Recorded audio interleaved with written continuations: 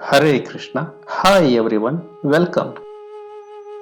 We are going to implement a Java program to swap two numbers using a temporary variable. Let's take an example of input A is equal to 10, B is equal to 20. The expected output is that A should have the value 20 and B should have the value 10. Let's practically implement this program using Java. Add a main method. We'll take the input from the user for the variables A and B using a scanner class. Scanner SC is equal to new scanner of system.in. Scanner is an inbuilt class in Java that util package which takes the system.in as an argument which reads the value which customer entered on the console. First, we'll print message to the user asking him to enter the first number.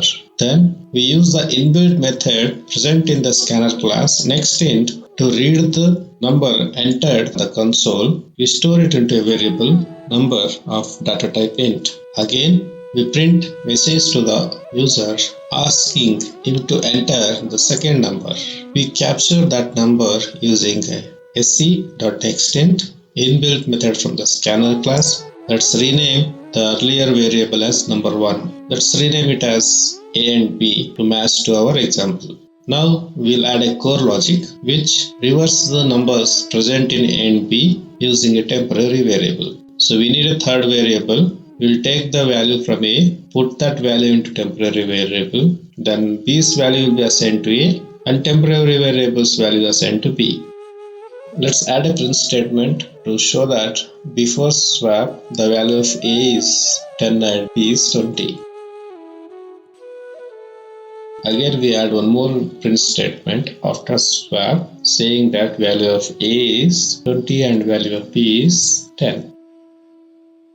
Let's run the program. Enter the first number 10, enter the second number 20. Before the swap, the values present in A is 10, B is 20. After swap, the values of A is 20 and B is 10. The program is perfectly working fine, but most of the interviews, the interviewer will ask you to perform the swap of two numbers without using a temporary variable. Let's practically implement a program which swaps the two numbers without using a temporary variable and add a main method. Again we perform the same step to read the input from the user using a scanner class. The second number entered from the user will be read into the variable B. So let's add a print statement. Before swap the values of A and B is. Now add a core logic which swap the values in the A and B without using a temporary variable.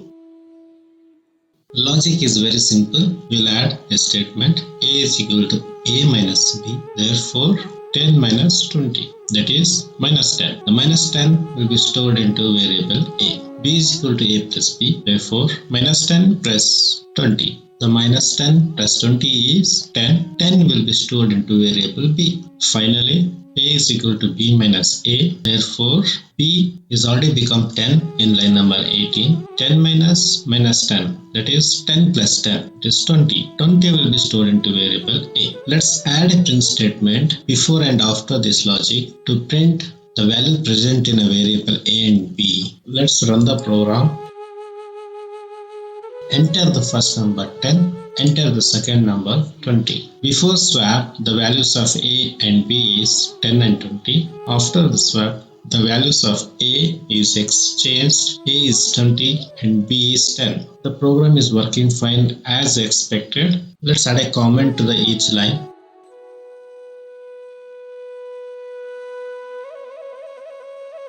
Let us debug this program. Enter the first number 10, enter the second number 20, control reach line number 17 as we added a debug point there.